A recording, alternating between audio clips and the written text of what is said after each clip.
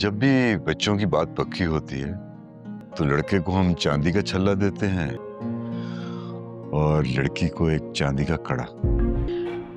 अब तुम तो बहुत पहले से जानती हो ना इसे। जी। कहवा बहुत टेस्टी है, तुमने तो नहीं बनाया होगा।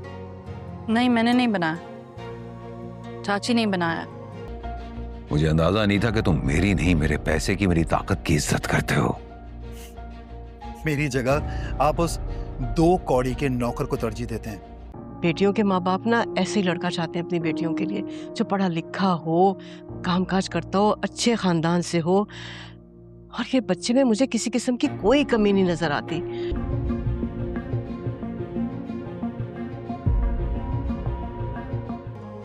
ठीक है, फिर चाची से ये कहवा बनाना तुम भी सीख, क्योंकि शादी के बाद मैं रोज रात को ये कहवा पीना पसंद करूंगा।